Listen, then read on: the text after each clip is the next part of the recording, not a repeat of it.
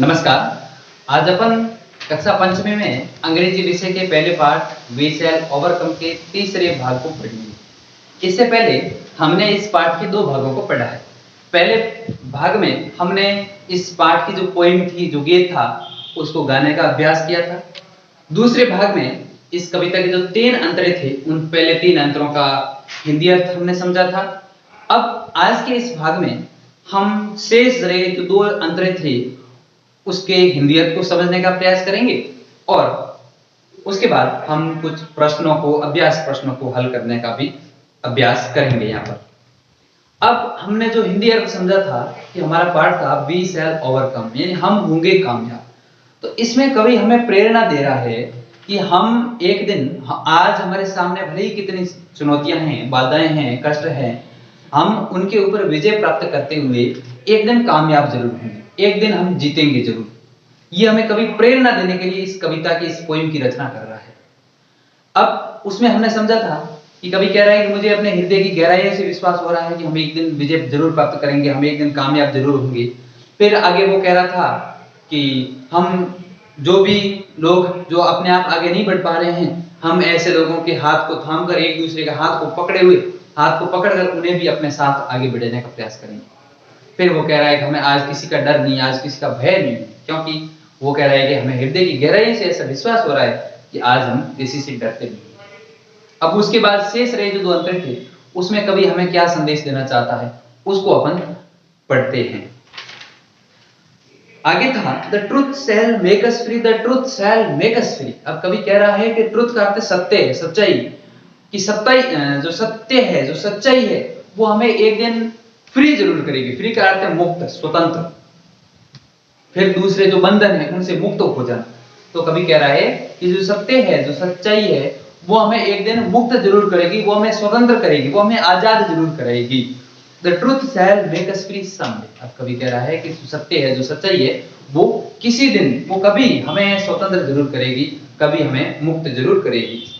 Oh deep in my heart I do believe the truth shall make us free someday. अब कवि कह रहा है मुझे हृदय की गहराइयों से विश्वास हो रहा है, मुझे पक्का विश्वास है, कंफर्म कह रहा हूं कि हम, जो सत्य है, जो सच्चाई है, वो हमें एक दिन स्वतंत्र जरूर करेगी, वो हमें एक दिन मुक्त जरूर करेगी, आजाद जरूर करेगी। फिर वो आगे कह रहा है we shall live in peace, we shall live in peace. Live का अर्थ होता है रहना और पीस का अर्थ है शांति। अब कवि कह रहा है कि हम शांति से रहेंगे, हम शांति से रहेंगे, हम शांति में ही रहेंगे।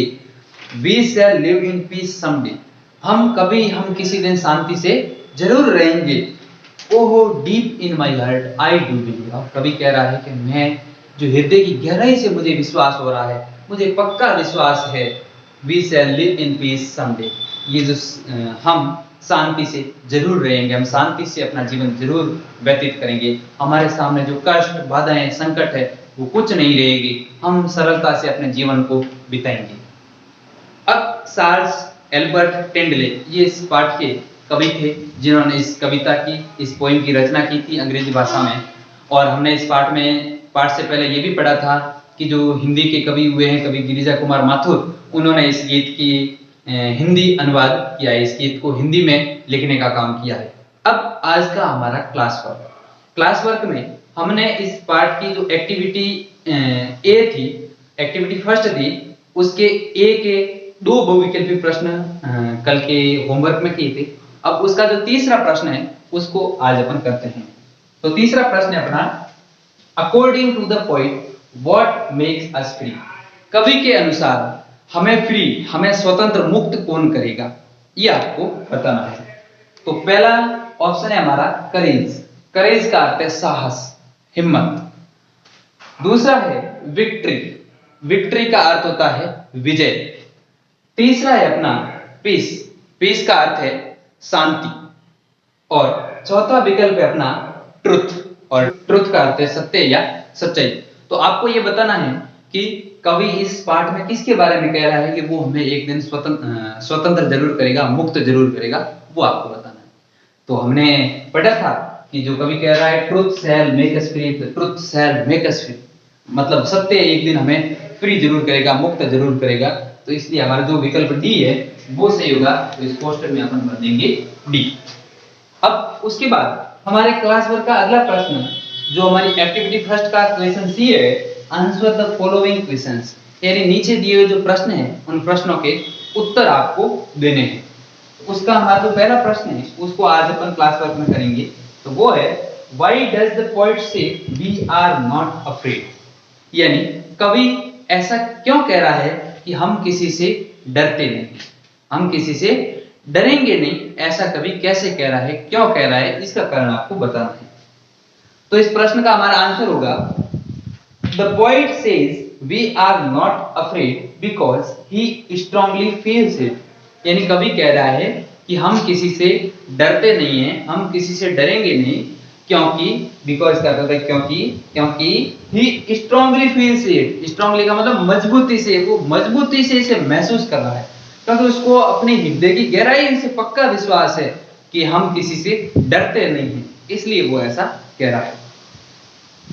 क्लास वर्क के बाद आज का अपना होमवर्क, होमवर्क का अपना प्रश्न है, एक्टिविटी सेकंड का जो क्वेश्चन बी है वो है, say whether the following statements are true और फॉल्स, यानी ये जो नीचे दिए हुए स्टेटमेंट्स है, नीचे दिए हुए जो वाक्य है वो सही है या गलत है, पाठ के आधार पर आपको बताना है।